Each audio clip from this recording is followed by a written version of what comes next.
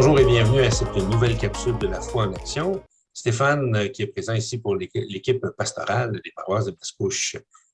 Cette semaine, on vous parle d'un mouvement jeunesse qui existe dans l'Église catholique, oui, effectivement, même si parfois on dit que les jeunes, on les voit peut-être un peu moins souvent dans l'Église, mais effectivement, l'Église avec un grand E, il faut s'entendre. Mais effectivement, il y en a qui s'impliquent, il y en a qui font partie d'un mouvement qui s'appelle le R Cube, et elles vont nous le présenter. Alors, Valérie et Roxane, bonjour. Allô? Bonjour. Bienvenue donc dans nos capsules. Alors, Valérie et Roxane sont les coordonnatrices et co-coordonnatrices du mouvement. Elles vont nous dire peut-être un petit peu là, en gros ce que c'est comme tel. Mais tout d'abord, je vais leur demander de nous expliquer ce qu'est le mouvement R-Cube. R-Cube, R3, hein, je pense, c'est comme ça qu'on le propose. Hein? Oui. R3, dans le fond, c'est R exposant 3. Ça veut dire que c'est une rencontre à triple partie. Fait qu'on a une rencontre de soi, on a une rencontre des autres et une rencontre de notre spiritualité. C'est vraiment un cheminement personnel pour apprendre à mieux se connaître, à mieux interagir avec les autres, puis aussi à savoir est-ce qu'on croit en quelque chose, est-ce que c'est plus Dieu ou c'est plus les anges, la vie, pour mieux évoluer là, dans la vie. Je vais laisser Valérie vous expliquer un petit peu de où ça vient, c'est quoi l'historique du mouvement R-Cube. Parfait. Donc, dans le fond, il y a trois personnes qui est à l'origine du mouvement R-Cube. La première, c'est un monsieur, il s'appelle Jean-Paul Bourret. Lui, c'est un prêtre. Il a fait 29 ans de prêtrise. Il a fait aussi le Curcio en avril 1970. Ensuite, on a monsieur Alain Faye. Lui, c'est un monsieur qui est tout à fait, je peux dire, neutre. Dans le fond, lui, il a juste fait le Curcio en automne 1970. Et après, on a Madame André Ricard-Nadon. Elle, c'était une professeure de secondaire 3 qui a fait aussi le Curcio. Donc, les trois personnes, ils trouvaient qu'il y avait un manque au niveau du cheminement des jeunes dans l'Église. Donc, ils ont décidé de créer le R-Cube. Ça a été créé en octobre 1971. La première fin de semaine était centrée sur les trois rencontres avec soi-même, avec Dieu et avec les autres. Au début, les trois dimensions, dans le fond, vues par les fondateurs, c'était le R à la 3 pour le partage de l'Évangile, le partage de l'Eucharistie et la fraternité. Et peu longtemps après, dans le fond, il y a eu une évolution, puis le R3 est devenu rencontre de soi, des autres et de la spiritualité. Ça a été quand même une grosse évolution. Là. Maintenant, les fins de semaine sont plus axées, je ne sais pas comment dire, là, sont plus actuelles. Ils ont suivi l'évolution, mais à la base, c'est vraiment des fins de semaine qui ont été basées sur les fins de semaine de Curcio, qui est le mouvement frère, qu'on peut dire, là, du R-Cube. D'ailleurs, le mouvement Curcio, on va aussi présenter une capsule éventuellement pour vous en parler. Donc, merci donc Valérie pour cette historique. Ça fonctionne comment en fait? Là, Valérie, tu nous as parlé de fin de semaine. Qu'est-ce que ça veut dire au juste? Bien, dans le fond, la première étape pour être un membre R-Cube, il faut vivre une fin de semaine de ressourcement. C'est du vendredi au dimanche. C'est une fin de semaine intensive, dans le fond, que pendant la fin de semaine, on va aborder les trois dimensions, la rencontre de soi, des autres et de la spiritualité.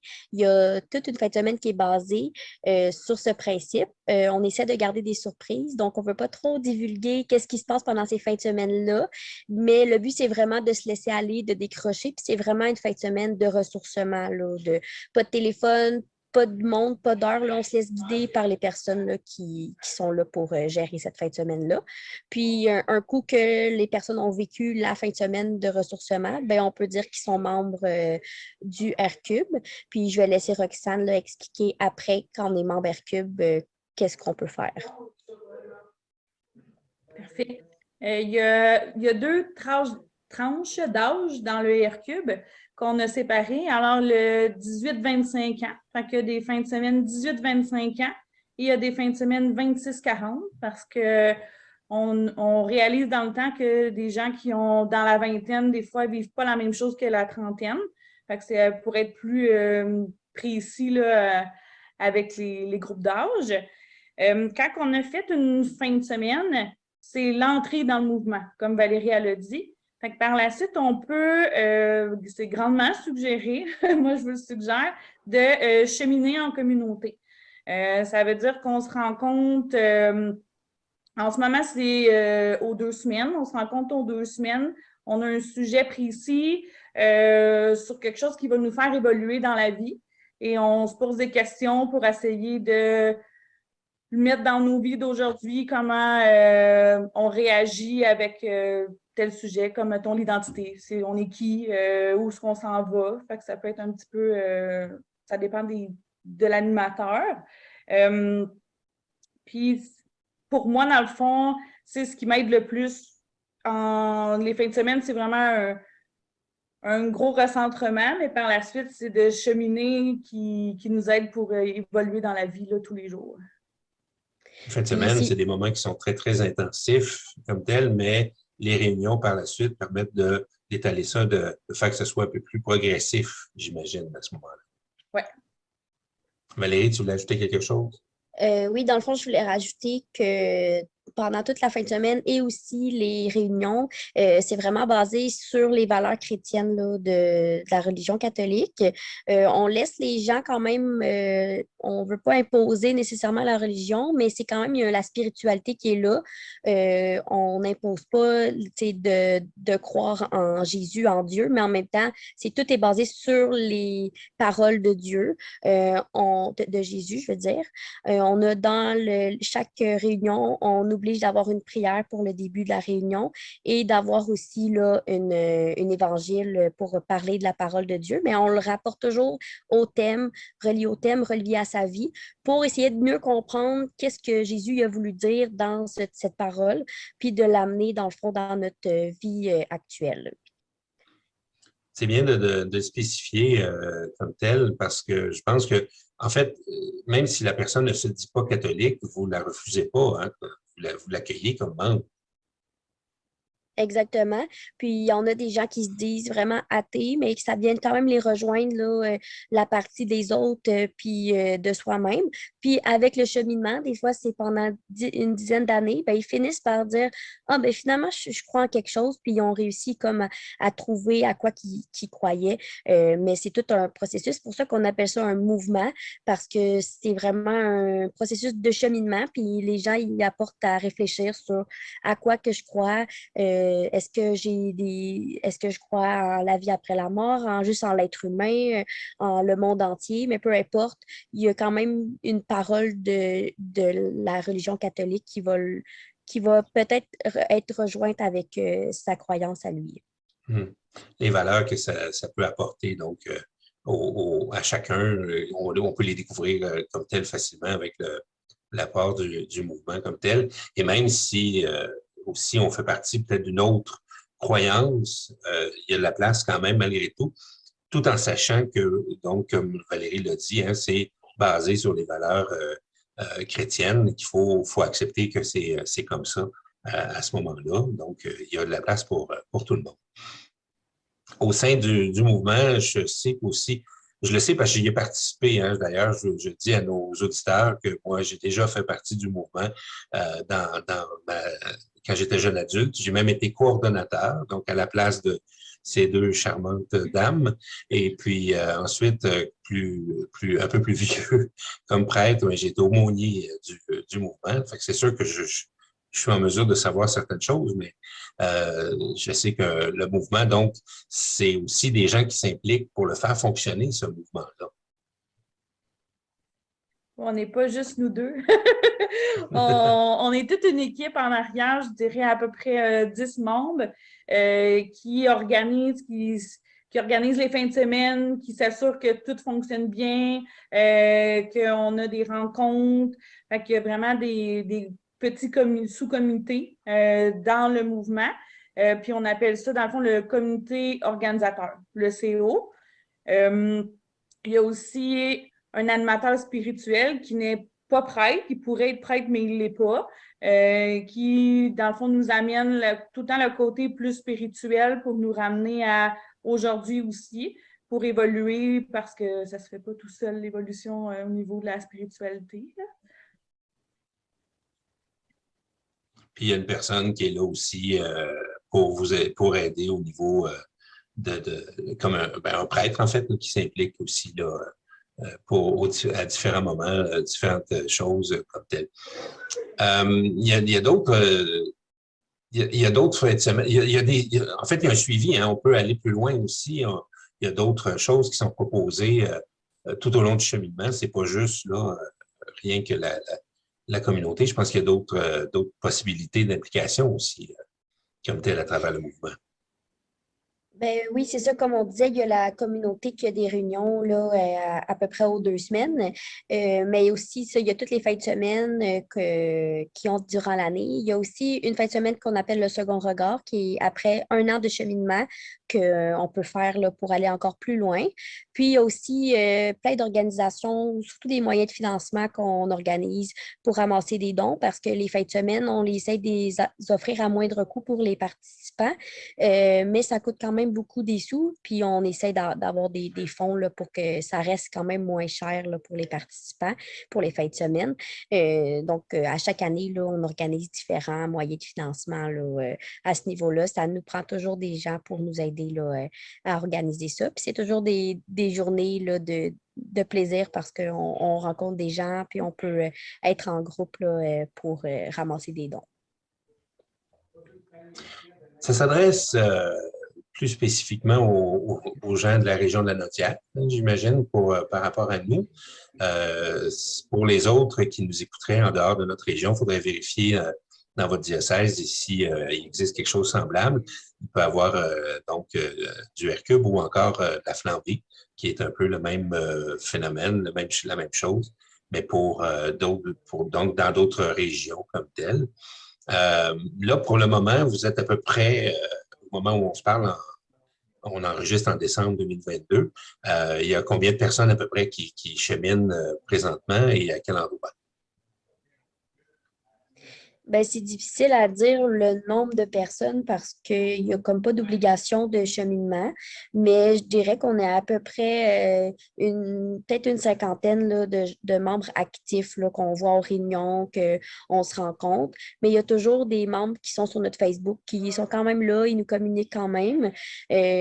Sur les membres du RCUB sur le Facebook le privé, on est à peu près 250 personnes. Mais c'est ça, c'est différent versus ceux qu'on voit vraiment dans les réunions. Puis ça, c'est vraiment le diocèse de Joliette. Puis présentement, les réunions, ils se font au local de la communauté qui se situe à Saint-Gabriel-de-Brandon.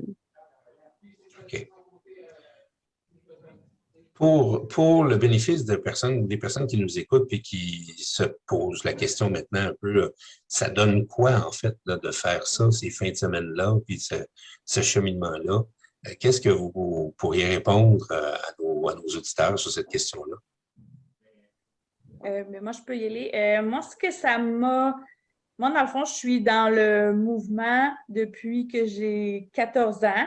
Le mouvement plus jeune que nous, c'est la relève. Fait qu'on a la relève, le RCUB et le Cursilo. C'est tous des frères et sœurs, mais c'est des âges différents. Fait que moi, ce que ça m'apporte beaucoup, et que ça fait déjà plus de 10 ans que je suis là-dedans, ça m'apporte une meilleure compréhension de mes émotions. Ça m'apporte une meilleure compréhension des autres, comment réagir, parce que souvent, ben, on dirait qu'on ne se met pas à la place de l'autre personne. Fait que ça m'apporte d'essayer plus d'être plus humaine, je dirais. Puis ça m'apporte le côté spirituel au niveau de ne pas être gênée, de dire que je crois en Dieu, que je crois en quelque chose, puis que j'ai espoir dans la vie. Puis souvent, ça a tendance à donner une petite étincelle aux autres personnes parce qu'on n'est pas gêné de nos croyances. Ben, moi, je peux continuer par la suite pour moi, qu'est-ce que ça m'a apporté. Moi aussi, j'ai fait la relève quand j'étais plus jeune. Mon cheminement, moi aussi, là, date de quand même plusieurs années. Moi, ça m'a permis de plus prendre ma place dans un groupe, d'être capable de pouvoir dire ce que je pense, puis de ne pas être trop gênée parce que, étant plus jeune, là, j'étais du genre à plus me cacher puis à ne pas vouloir parler en public. Ça m'a permis d'avoir beaucoup plus confiance en moi et puis de savoir que j'en vaux la peine puis que j'ai quelque chose à dire aussi là, aux gens. Et ça permet aussi de plus m'affirmer. Dans le fond, ça m'a aussi permis de me rattacher à un groupe de soutien. Oui, on a des amis dans la vie, mais des fois, quand on vit quelque chose de difficile, c'est pas nécessairement à eux qu'on a envie de parler. Donc, le RCUB est vraiment là comme une famille, puis permettre de dire Hey, je fais le pas en ce moment, est-ce que vous pouvez prier pour moi parce que j'ai quelqu'un qui est malade ou c'est plus difficile en ce moment. Donc, c'est vraiment un sentiment d'appartenance là, qui vient nous toucher. Puis aussi, là, ça m'a permis de m'ouvrir aux autres, puis de respecter chaque personne, peu importe ses croyances et comment qu'ils sont, ses valeurs. Parce que dans le RCUB, on est vraiment dans un sentiment de non-jugement, puis on veut accepter tout le monde. Là, donc, ça m'a vraiment permis un beau cheminement là, personnel. Puis, comme je disais tantôt, ben, c'est un cheminement à long terme parce que le RCUB, là, c'est pas seulement une rencontre, c'est plus à long terme là, qu'on se développe. Ben, merci beaucoup, Oda, d'avoir accepté de partager ce que ça vous a apporté. Donc, pour ma part, moi, je le ferai aussi dans une capsule personnellement, éventuellement, parce que j'ai aussi vécu la relève, j'ai aussi vécu le RCUB, les deux ensemble. Et j'ai connu Roxane et Valérie lorsqu'elles ont commencé au niveau de la relève à ce moment-là. Donc, ça fait comme Valérie, comme Roxane l'a dit, ça fait déjà plus d'une dizaine d'années qu'on se connaît. Alors, voilà, ça nous a apporté chacun beaucoup. Alors, suite à tout ce qu'on vient de se dire sur le mouvement, si des gens sont intéressés à s'inscrire, veulent s'impliquer, ou encore des gens connaissent des jeunes adultes qui seraient impliqués, comment on fait, comment ça fonctionne pour pouvoir faire partie du mouvement?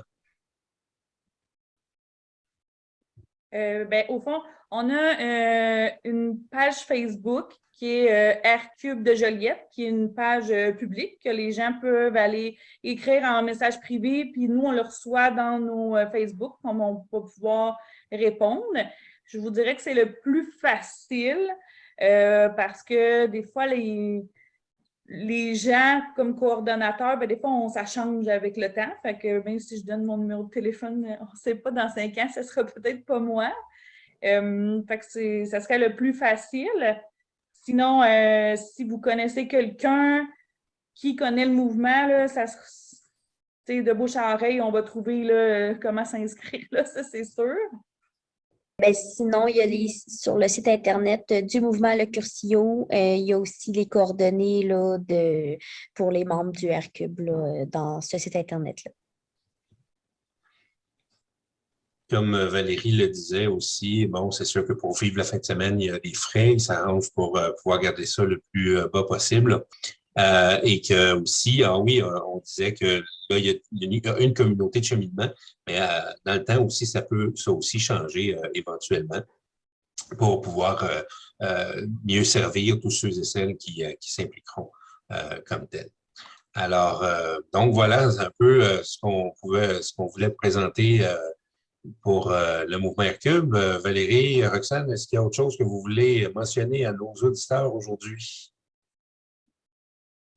Ben, moi, je dirais que c'est vraiment un beau mouvement à connaître, puis que chaque personne qui se laisse guider dans la fin de semaine en ressort vraiment grandi.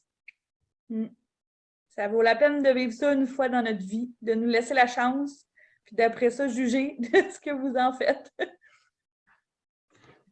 Alors, merci beaucoup d'avoir accepté de prendre un peu de temps dans votre journée pour qu'on puisse discuter ensemble et enregistrer cette capsule. J'espère que ça aura pu toucher quelques personnes. Alors, bonne chance pour la suite dans votre cheminement personnel, mais aussi dans votre implication au sein du mouvement. Je sais ce que c'est que d'être coordonnateur, coordonnatrice du mouvement. Je l'ai vécu moi aussi. Alors, merci encore une fois. Merci à tous ceux qui sont impliqués. Merci à nos auditeurs qui ont bien voulu écouter donc, cette capsule aujourd'hui. On vous souhaite de passer une belle fin de journée et à bientôt.